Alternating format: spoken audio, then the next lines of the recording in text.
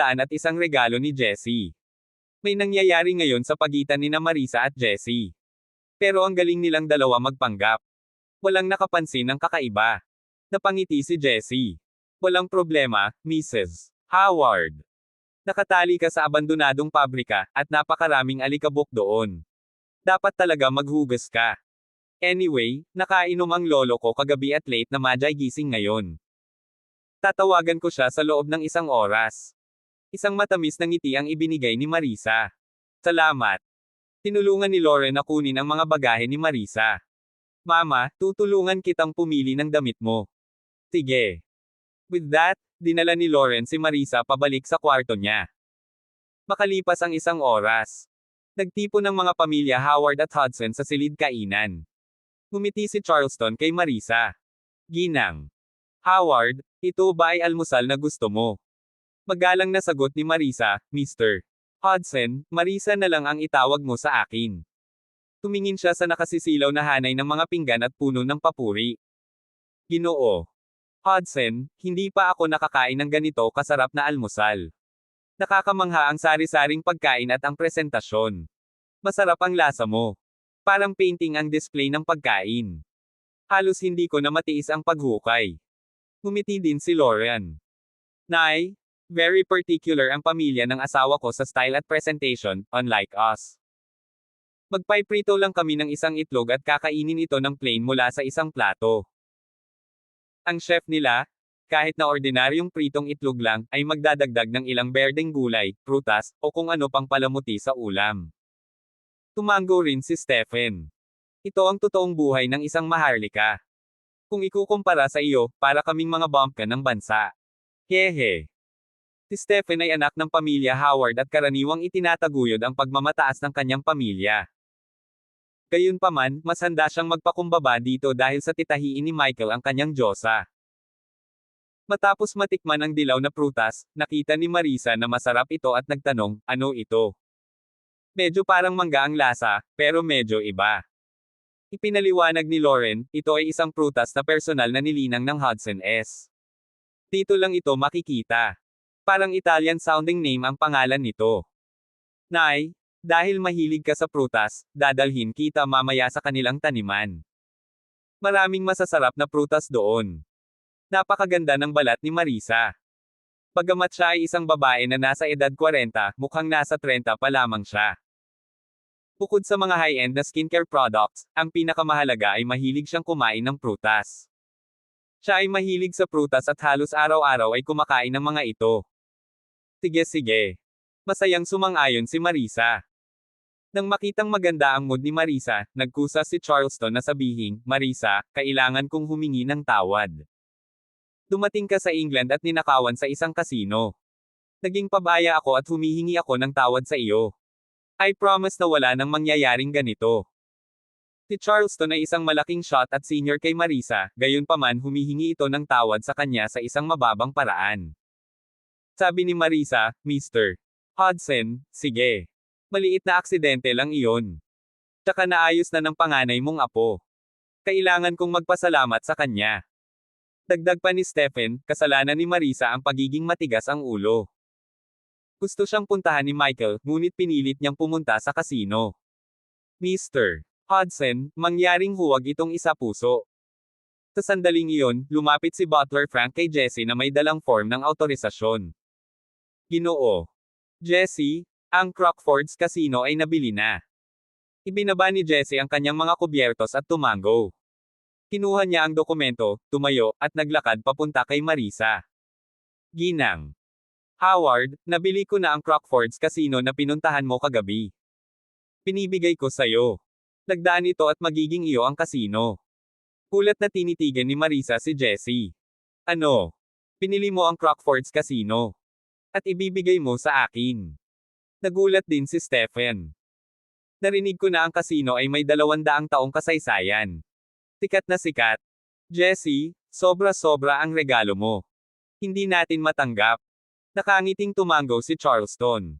Bihira lang kasing mabait si Jessie. Stephen, Marisa, tanggapin mo ito. Dagdag pa ni Jessie, tama. Ayokong makatagpo ulit ng ganoong bagay ang biyenan ni Michael. Pagkatapos maging boss ni Mrs. Howard ng Crockford's Casino, bibigyan ko ng kahit 20 security guard ang loob. Sa susunod na bumisita ka, hindi mo na kailangang mag-alala na manakawin ka. Napatingin si Marisa kay Jessie, sobrang init ng puso niya. Marahan niyang inabot at kinuha ang dokumento. Jessie, salamat. Napangiti si Jessie. Walang anuman. Mrs. Howard, ikaw ang biyenan ni Michael. Pamilya tayong lahat. Maaari kang laging lumapit sa akin kung may kailangan ka. Masayang tumango si Marisa. Kailangan kong guluhin ka ulit kung kailangan ko ng tulong. Napangiti si Jessie. Walang problema. Tahimik na hinayla ni Stephen ang manggas ni Marisa sa ilalim ng mesa at sinaway ito sa mahinang boses. Narinig mo ba yung sinabi mo kanina? Talaga bang balak mo siyang guluhin muli sa hinaharap? Dapat nating subukan ang lahat upang maiwasan ang gulo dito. Huwag mong problemayan ang Hudson S nang walang kabuluhan. Mahinang singgal ni Marisa. Bakit ka nag-aalala? Kapatid siya ng manugang ko. Ano bang masama kung humingi ako ng tulong sa kanya? Hindi ka ba humingi ng tulong sa tita ni Michael? Ako. Sa pagbanggit nito, natahimik si Stephen. Sa sandaling iyon, nagpasalamat din sina Michael at Lauren kay Jessie. Salamat, Jessie. Ngumiti si Jessie at bumalik sa kanyang upuan. Michael, masyado kang magalang sa akin. Magagalit ako. Tuwang-tuwa si Lauren. Hindi niya inaasahan na ganoon pala ka-harmonious ang pamilya ng asawa. Ibang-iba ito sa pamilya Howard. Si Brad at Alex ay kumilos na parang mga estranghero sa tuwing sila ay nagkikita. At kung personal na benepisyo ang nakataya, tiyak na maglalaban sila. Sa kaibahan, nagkaroon ng magandang relasyon sina Jessie at Michael. Pamulong si Lauren, hubby, napakabait ng kapatid mo sa iyo. Tumango si Michael. Napakabait na tao ni na Jessie at Yumi. At saka, wala silang pakialam sa pera.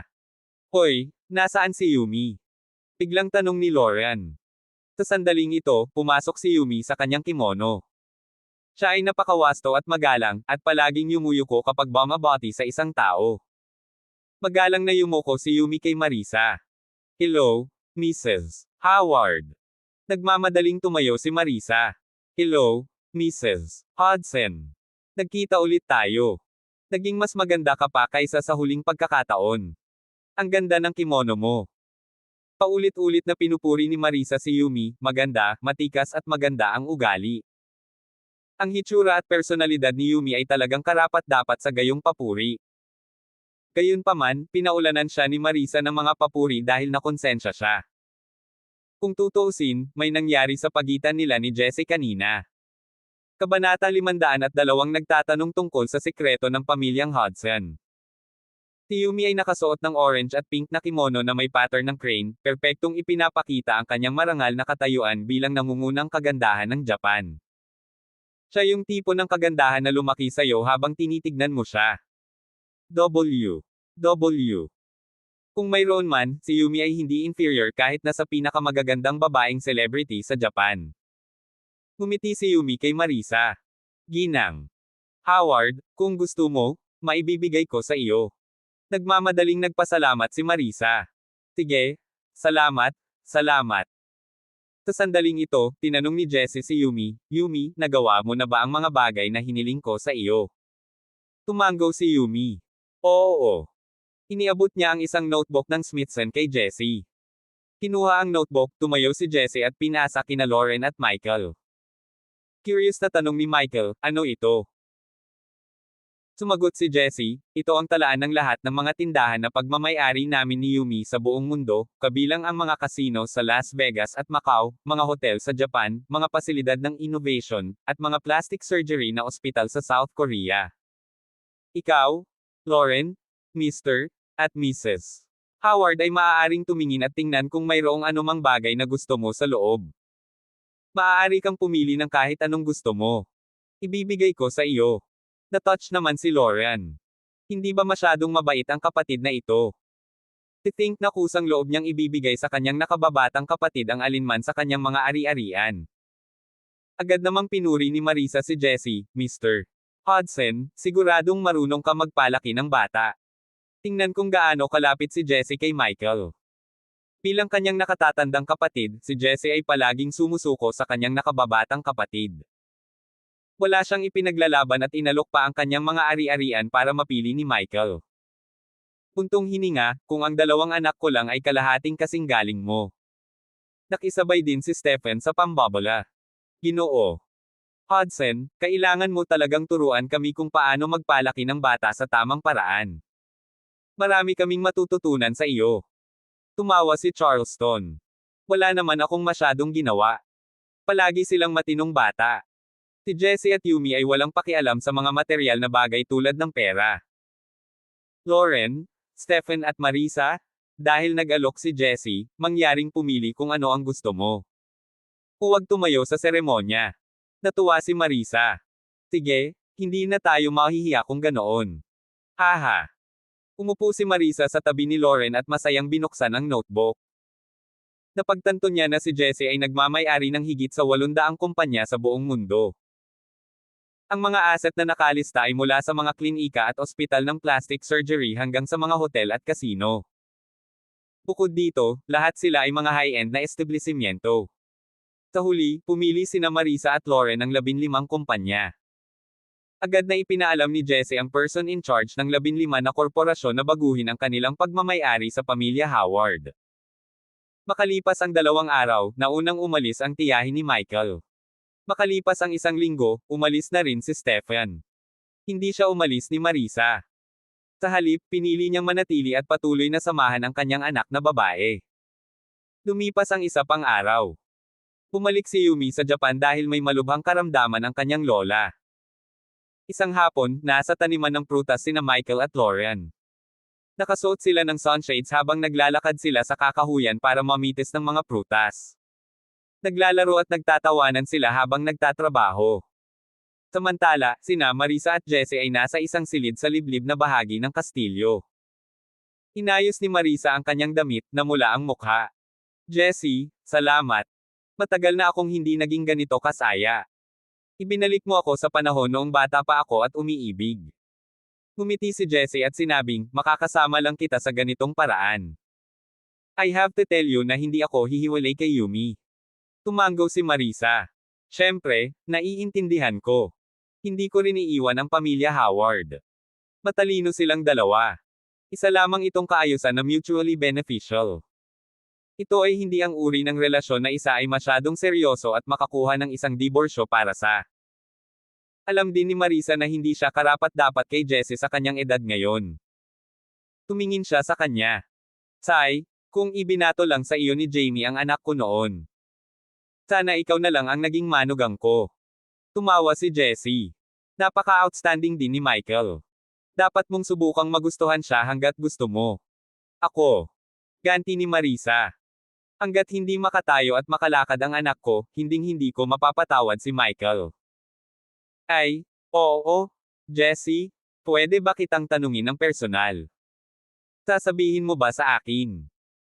Hawak ang kamay ni Marisa, matalik na sinabi ni Jesse, we're already in such a relationship. Siguradong wala akong itatago sa'yo. Ano ang gusto mong malaman? Tanong ni Marisa, ano ang mga sikreto ng pamilya mo sa Hudson? Noon pa man ay gustong malaman ni Martin ang sikreto ng pamilya Hudson. Kung malalaman ni Marisa ang tungkol dito, hindi mawawala ng saysay ang paglalakbay niya sa England. Siguradong mapupuri siya pagbalik niya. Sagot ni Jesse, actually, walang sikreto ang pamilya namin. Tinadya naming gumawa ng ilusyon na may mga sikreto para ma-curious kami ng mga nangungunang pamilya. Sa ganitong paraan, bibigyan mo kami ng mga benepisyo at makakahanap ka ng paraan para mapalapit sa amin. Papayag ka rin na pakasalan ang mga inapo natin. Halimbawa, ang iyong anak na babae, si Lauren, at ang aking asawa, si Yumi. Pareho silang galing sa napaka-impluwensyang pamilya. Natigilan si Marisa. Ha! Walang sikreto. Isang gawa lang. Napangiti si Jesse. Iniisip mo ba na ang mga Steele ay isang grupo ng mga sinungaling? Awkward na ngumiti si Marisa. Hindi. Ito ay isang magandang diskarte. Puntong hininga, palaging iniisip ng aking biyena na ang pamilya Hudson ay may ilang lihim. Pinilit niyang ipakasal si Lauren kay Michael. Kung hindi dahil doon, hindi ako papayag na pakasalan si Lauren ni Michael. Sayang naman ang close ni na Lauren at Michael ngayon. Bilang nanay niya, sa tingin ko hindi ko sila masisira. Sabi ni Jessie, actually, baka hindi ganoon katibay ang relasyon ni Michael sa anak mo. Mahal ng anak mo si Michael, pero gusto o nararamdaman lang niya na obligasyon niya ang anak mo. Ang babaeng mahal na mahal niya ay si Victoria Clark. Nagalit si Marisa sa narinig niya. Ano ang sinabi mo? Kasal na siya sa anak ko at nagkaanak sa kanya. Bakit pa niya iniisip ang ex-girlfriend na iyon? Ngumiti si Michael. Hindi si Victoria ang ex-girlfriend ni Michael. Hindi sila naghiwalay. Narinig ko mula sa Michael na nang mawala si Victoria, hinala niya na ang pamilyang Howard ang nasa likod nito. Para malaman niya ang tungkol kay Victoria, wala siyang choice kundi pakasalan si Lauren. Kung hahanapin ni Michael si Victoria balang araw, tiyak na makakasama niya ito. Medyo matanda na si Victoria. Bakit hindi mo pag-isipang hayaan ang iyong anak na babae ang maging kerida? Bang! Inihagis ni Marisa ang tasa sa kanyang kamay sa lupa at galit na sinabi, makakalimutan niyang gawing mistress ang aking anak. Kasal na siya sa anak ko ngayon. Kahit gaano pa kalalim ang relasyon nila ni Victoria, hinding-hindi ako papayag na magpakasal siya sa iba. Siya lang ang mahal ng anak ko sa buhay na ito. Kailangan din niya itong mahalin ng buong puso. Kung hindi niya kaya, then let them divorce. May ngiti sa labi ni Jessie nang marinig ang salitang, divorce. Kabanata 503 bagong misyon sa pagsasanay. Kaya lang, lumipas ang isang linggo. Isang umaga, pumunta agad si Michael sa kwarto ng kanyang lolo pagkagising niya. Nagkaroon siya ng dalawang panaginip kagabi. Ang unang panaginip ay ang madalas niyang panaginip. Kabilang dito ang sikat ng araw, ang dalampasigan, at ang damit pangkasal. Ikakasal muli sina Michael at Ivy. Katabi nila si Elle, na sumailalim sa plastic surgery at ang matalik niyang kaibigan, si Rachel. Samantala, si Rachel, ang hindi tapat na babae, ay nakipagkasundo sa kanyang asawang si Corey. Magka-holding hands sila. Matapos magising sa kalagitnaan ng gabi, nagkaroon ng pangalawang panaginip si Michael. Sa panaginip na iyon, binaril si Victoria at tumalsik ang kanyang dugo sa buong lupa. Namiss niya siya ng sobra. Kailangan niyang tiyakin ang kaligtasan nito at hanapin siya. Kung hindi, hindi siya makakapagpahinga sa kapayapaan. Katok-katok. Lolo, kumatok si Michael sa pinto. Pasok ka. Nakatayo na si Charleston at nakatingin sa isang mapa ng mundo na may magnifying glass sa kanyang silid. Pumasok si Michael at sinabing, Lolo, italaga sa akin ang susunod na misyon sa pagsasanay. Hindi na ako makapaghintay na malaman ang katotohanan sa likod ng lahat. Ibinaba ang magnifying glass, sabi ni Charleston, naglibot lang kayo ni Lauren sa England sa nakalipas na 2 linggo. Hindi mo ba bibisitahin ang ibang bansa sa Europa? Kapag sinimulan mo na ang iyong bagong pagsasanay, hindi ka magkakaroon ng maraming oras. Para sa iyong asawa. Mula nang dumating siya sa Inglaterra, namasyal si Michael sa ilang lungsod sa Ingles kasama sina Lauren at Marisa. Sabi ni Michael, hindi ko ma-enjoy ang pagiging masaya kasama si Lauren at kalimutan ang lahat tungkol kay Victoria. Tumango si Charleston. Alam kong nami-miss mo pa rin siya. Naisip ko rin na siya ang unang babaeng iuuwi mo. Sa pagsasalita tungkol kay Victoria, wala siyang ama sa lahat ng mga taon na ito. Akala niya namatay ang kanyang ama dahil sa Hudson S. Sa puntong ito, tumanggi si Charleston na magpatuloy dahil ang mga sumusunod na salita ay may kinalaman sa lihim ng pamilya. Sa halip, sinabi ni Charleston, ang susunod na misyon na ibibigay ko sa iyo ay ang iyong huling misyon. Pagkatapos mong makumplito ang misyon na ito, sasabihin ko sa iyo ang lahat ng sikreto ng pamilya at ang katotohanan sa likod ng peking pagkamatay ni Norman. Nang marinig ito, natuwa si Michael. Malalaman na kaya niya ang totoo. Malalaman na kaya niya ang sikreto ng kanyang pamilya. Naranasan na niya ang lahat ng kailangan niya. Hindi na siya bata. Oras na para magmana ng negosyo ng pamilya. Tanong ni Michael, Lolo, pakisabi sa akin kung ano ang misyon na ito. Sabi ni Charleston, para sa misyong ito, gusto kong subukan ang iyong mga kakayahan sa pagsisiyasat at pakikipaglaban. Gusto kong mahanap mo ang pangalawang kapatid mo, si Jamie, at ibalik siya sa pamilya. Natigilan si Michael. Hanapin si Jamie. Ang misyon na ito ay napakasimple sa hitsura. Ngunit sa katunayan, ito ay mas mahirap kaysa sa anumang misyon na ginawa ng Michael. Sina Jessie, Michael at Jamie ay sumailalim sa parehong pagsasanay mula noong sila ay mga bata pa. Lahat sila ay eksperto sa pag-iwas sa pagtuklas. Kung gustong magtago ni Jamie, walang makakahanap sa kanya. Matagal nang hinahanap ni Jessie si Jamie, ngunit wala pa rin siyang ideya kung nasaan siya. Ipinadala rin ng Hudson S. si Salvatore upang hanapin sina Jamie at Victoria. Ito ay tulad ng paghahanap ng isang karayom sa isang dayami. Ganun din para kay Michael. Kung magtatago siya, tiwala siya na walang makakahanap sa kanya sa loob ng 1 o 2 taon. At saka, hindi lang hanapin siya ng lolo ni Michael. Gusto niyang ibalik niya si Jamie sa pamilya. Kung ayaw bumalik ni Jamie, siguradong may away. Bilang karagdagan, nasa ilalim niya si Jamie ng mahusay na Phoenix. Maaaring isang tao lang si Phoenix, ngunit kinatawan din niya ang isa sa mga nangungunang puwersa sa mundo. Bukod dito, si Charleston ay nagtakda ng isang panuntunan kapag siya ay nag-aayos ng dragon, kay Mira at Phoenix. Kapag na-assign na sila, magiging loyal lang ang tatlong ito sa kanilang mga amo. Sa madaling salita, maaaring baliwalain ng dragon, kay Mira at Phoenix ang utos ng mga magulang nina Charleston at Michael. Sila Jessie, Jamie at Michael lang ang makikinig. Phoenix. Sumakit ang ulo ni Michael nang maisip niya ang masamang tao. Mahihirapan siyang harapin kung makakasalubong niya ito. Tinanong ni Michael, maaari ko bang gamitin ang dragon?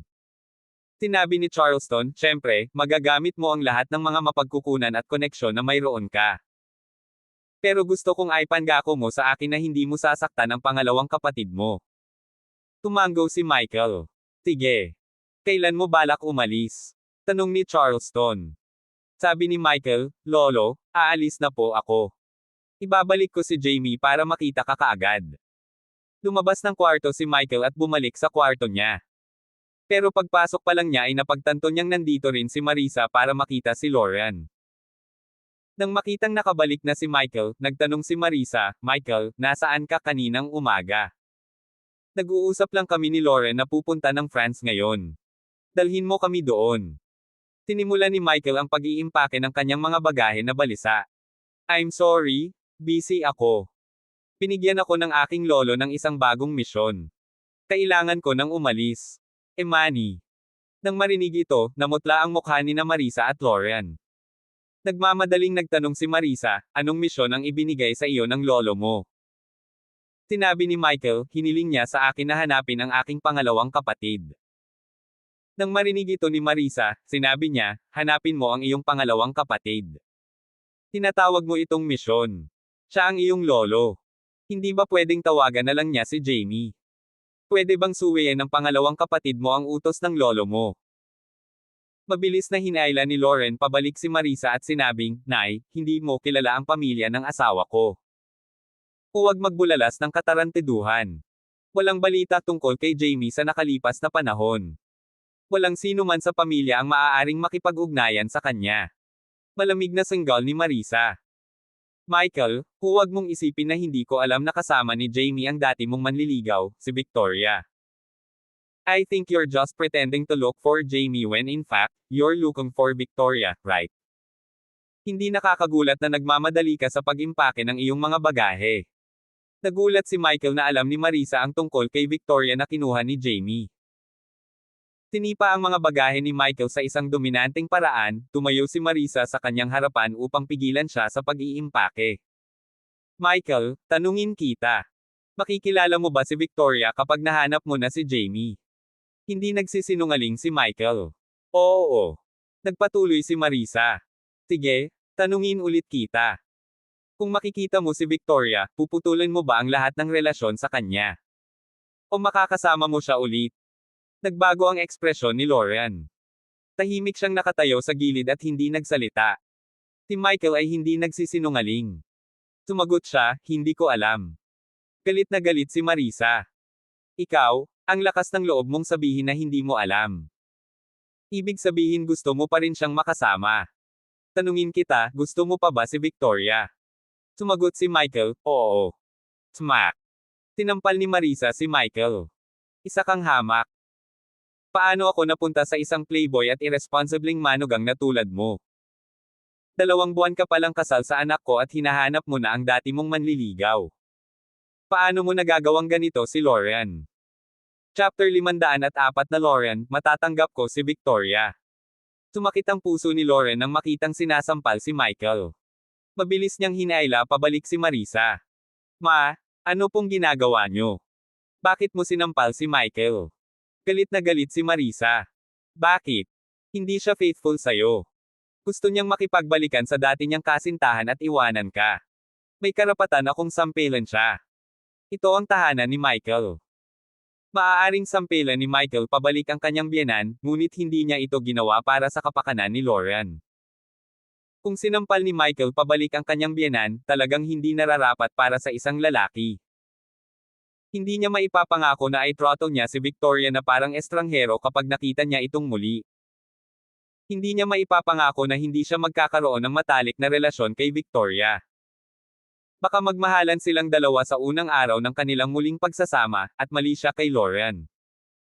Tinuro ni Marisa si Michael, hindi kita papayagan. Hindi ko hahayaang tanggapin mo ang misyon na ito. Pumunta at hanapin kaagad ang iyong lolo at sabihin sa kanya na sumuko na sa misyong ito. Hindi nagustuhan ni Michael ang pagturo ni Marisa sa kanya. Humingi siya ng tawad kay Lauren, ngunit hindi kay Marisa. With that, sinundo ni Michael si Marisa. Namula agad ang mukha ni Marisa. Nahihiya siyang buhati ng ganito ang kanyang manugang. Patuloy siyang nagpupumiglas. Ano ang sinusubukan mong gawin? Ibaba mo ako. Walang balak si Michael na samantalahin siya. Kung ganoon nga ang intensyon niya ay nasa villa na ni Martin si Marisa ng gabing iyon. I'm taking you out of this room, malamig na sabi ni Michael habang binuhat si Marisa palabas ng kwarto. Panay ang sigaw ni Marisa sa corridor, sexual harassment. Molester. Michael, nakakahiya ka. How dare you molest your mother-in-law? May gagawin ba ang pamilya Hudson tungkol dito? Narinig ni Jesse ang kaguluhan at naglakad palapit.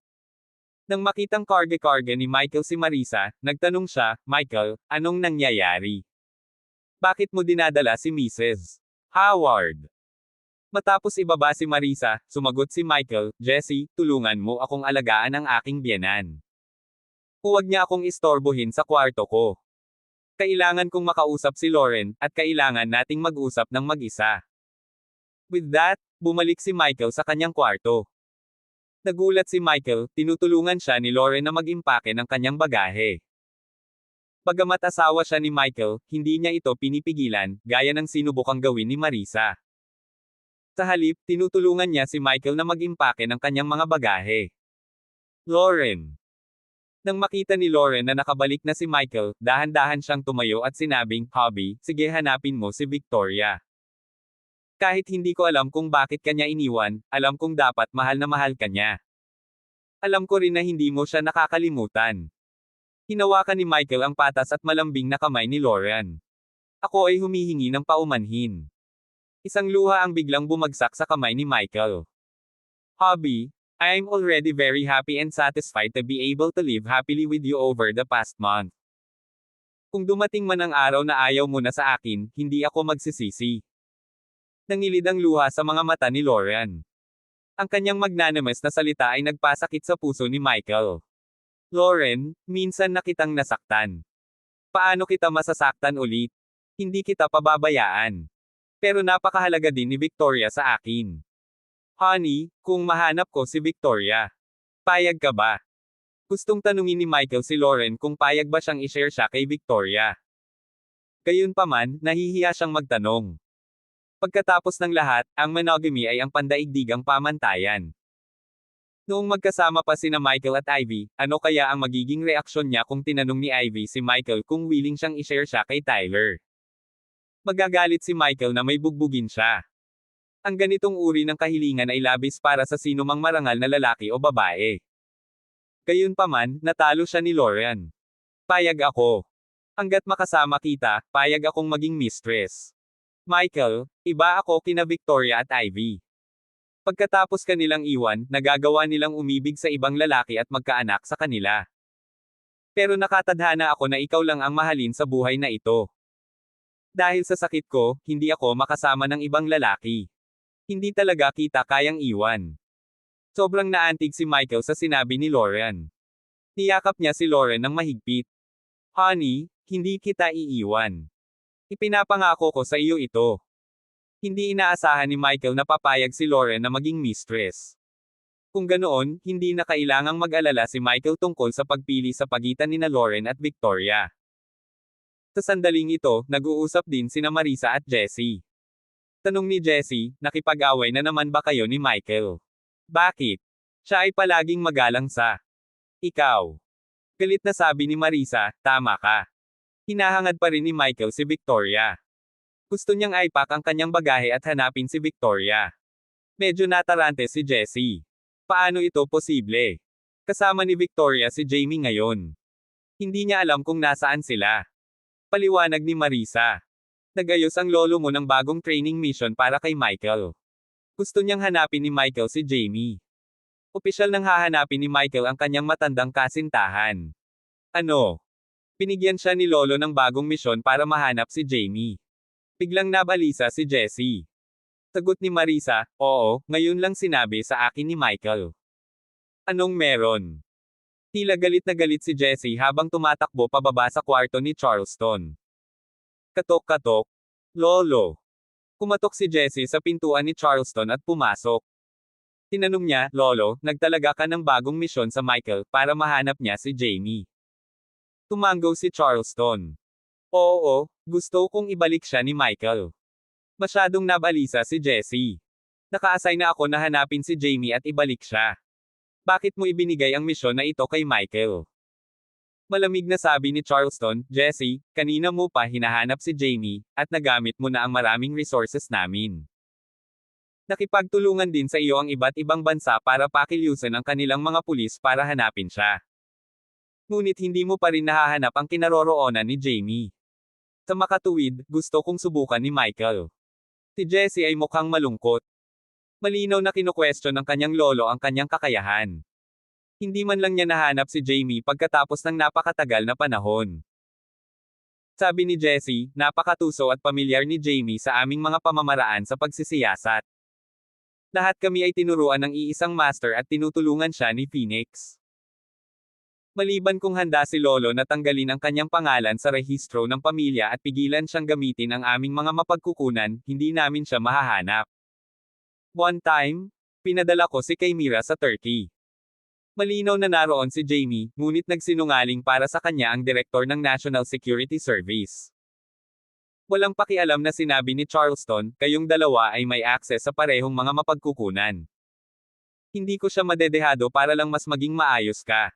Nabigo ka, huwag maghanap ng mga dahilan. Naikuyom ni Jessie ang kanyang mga kamao, nakaramdam ng labis na hinanakit. Kung hindi niya makuha si Jamie, paano magtatagumpay si Michael? Hinding-hindi magagawa ni Michael ang hindi ko kaya. Kabanata 505 Zephyr 3. Paanong hindi malalaman ni Jessie na sinusubok ng kanyang lolo ang kakayahan nila ni Michael? Hinayaan niya silang makipagkompetensya. Pagkatapos ng lahat, palaging ginagawa ni Charleston ang tatlong magkakapatid na makipagkompetensya sa isa't isa mula sa murang edad. Naikuyom ni Jessie ang kanyang mga kamao. Lolo, hahanapin ko talaga si Jamie bago si Michael. Maghintay lang at tingnan. Dahil doon, galit na lumabas si Jessie. Inayos ni Michael ang kanyang mga bagahe at nagpaalam sa kanyang pamilya. Hindi siya nag-aksaya ng oras sa paghahanap kay Dragon. Dragon, matagal na noong huli tayong nagkatrabaho. Lumipad si Zephyr 3 papunta sa kastilyo para sunduin ako. Sasama ka sa mahabang biyahe. Ako. Di. Nakuha ko. Isang malakas na hangin ang biglang umihip sa isang bakanting damuhan sa labas ng Hudson Castle. Daladala ni Michael ang kanyang mga bagahe, at ang kanyang buhok at damit ay nililipad sa hangin habang siya ay nakaugat sa lupa. Mukha siyang dominante. Oh my God, ano ito? Nasa panganib ba si Hobby? Nakatayo sa pasukan ng kastilyo, tumingin si Lauren kay Michael sa malayo at nag-alala. Nakatayo rin sa pintuan sina Marisa at Jessie. Dumating sila para paalisin si Michael. Tanong din ni Marisa, Jessie, uulan na naman ba? Bakit biglang may malakas na hangin? Madalas umuulan sa England at simula nang dumating si Marisa dito, bihira na siyang makakita ng maaliwalas na kalangitan. Ipinaliwanag ni Jessie, Lauren, Mrs. Howard, huwag kang mag-alala. Yan ang stealth jet ng pamilya namin. Stealth jet. Lauren and Marisa were momentarily stunned. It was not rare for rich families to have private planes. As an example, the Howard family also had their own private jet. The Hudsons even had a golden carriage, so it was not surprising that they also had a private plane. Ay. Gayunpaman, kahit na ang dalawang babaeng ito mula sa mayayamang pamilya Howard ay hindi pa nakakita ng stealth jet dati. Hindi nagtagal ay lumitaw ang isang puting silhwete sa maluwag na damuhan. Unti-unti, lumitaw ang buong jet. Ito ang personal na stealth jet ng Michael, na mayroon ding mga kakayahan sa labanan. Tinawag itong Zephyr 3. Paliwanag ni Jessie. Ito ang personal na stealth jet ni Michael, Zephyr 3. Ang aming pamilya ay may kabuoang 3 stealth jet. Tinatawag silang Zephyr 1, Zephyr 2 at Zephyr 3. Kasama ko si Zephyr 1. May Zephyr 2 si Jamie. Tuwang-tuwa si Lauren habang nakatingin kay Zephyr 3. Simula nang ikasal siya kay Michael, sa kanya na rin ang Zephyr 3. Gayunpaman, hindi ito binanggit ni Michael sa kanya. Tanong ni Lauren, Brother Jesse, wala akong masyadong alam sa eroplano, pero gustong-gusto ng kapatid ko ang lahat ng bagay na militar. Narinig ko mula sa kanya na ang isang stealth jet ay maaari lamang magtago mula sa pagtuklas ng radar. Hindi ito maaaring maging invisible sa mata. Logically speaking, dapat nakita na natin ang stealth jet. Pero bakit hindi natin makita ang jet na ito? Hindi nakasagot ng diretso si Jessie. Sa halip, ngumiti siya. Lauren, kaunti lang ang alam mo tungkol sa Hudsons. Hindi naman sa ayaw kong sabihin sa iyo, pero sa ilang bagay, kahit ang sarili mong asawa ay walang karapatang malaman. Nairita si Lauren sa pagmamataas ni Jessie. Sagot niya, naniniwala ako sa asawa ko. Balang araw, malalaman din niya ang lahat. Nang makita ang ugali ni Lauren, agad na nagalit si Marisa, Lauren. Paano mo makakausap ng ganyan ang bayaw mo? Tumingin si Jessie kay Lauren at malamig na ngumuso. Walang sabi-sabi, tumalikod siya at bumalik sa kastilyo. Kasabay nito ang paglapag ni Zephyr 3 sa damuhan at isang matangkad na tao ang lumabas ng eroplano. Ang taong ito ay may taas na 1.93 metro at may timbang na 105 kilo. Siya ay may mahabang buhok na nakatali sa likod at mukhang parehong pino ngunit may kakayahang gumawa ng matinding karahasan. Iyon ay dragon. Malamig at walang ngiti ang dragon. Lumapit siya kay Michael at magalang na binati. Pagbati, Guru. Kanina. Bukod kay Dragon, mayroon ding mahigit 100 lalaking nakasot na sumusunod sa likuran. Lahat sila ay mukhang marangal. Mga subordinate sila ni Dragon. Ang mga lalaki ay nagmula sa isang malawak na hanay ng mga nasyonalidad. Kasama sila sa mga elite sa kani-kanilang bansa. Ito ang kapangyarihan ni Michael. Sila ay ganap na tapat kay Michael. Pagbati, Guru. Sabay-sabay na sigaw ng mga lalaki. Pinuhat ni Michael ang kanyang bagahe at tinapik ang balikat ni Dragon bago naglakad patungo sa entrance ng jet. Sumama ka sa akin. Pagsakay niya sa eroplano, naging invisible na naman ito. Pag-upo sa Zephyr 3, mukhang nagulat si Michael. 3 taon na akong wala sa eroplanong ito. Nagbago ang interior. Sinabi ni Dragon, ang mga pagbabago ay ginawa ng mga orihinal na taga-disenyo ng jet na ito. Tumango si Michael. Dragon, hiniling sa akin ni Lolo na hanapin si Jamie at ibalik siya. Baka kailangan nating labanan ang Phoenix at Zephyr 2. May tiwala ka ba? Mahinahong sumagot si Dragon, kung one-on-one lang, kaya kong talunin ang Phoenix. Isang ngiti ang sumilay sa mukha ni Michael. Sigurado ka ba?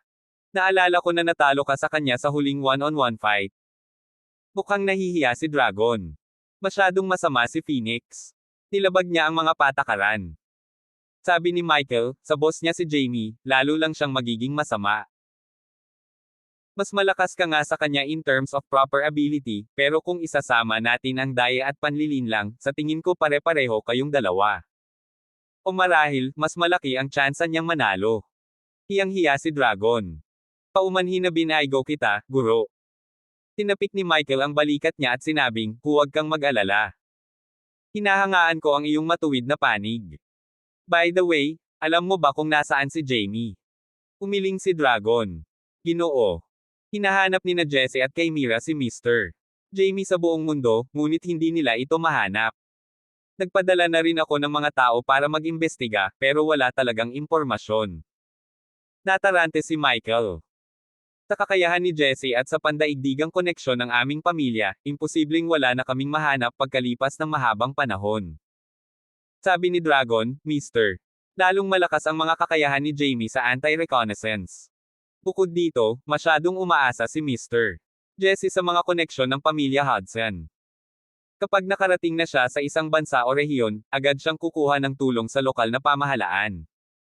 Gayunpaman, inaalerto nito si Mr.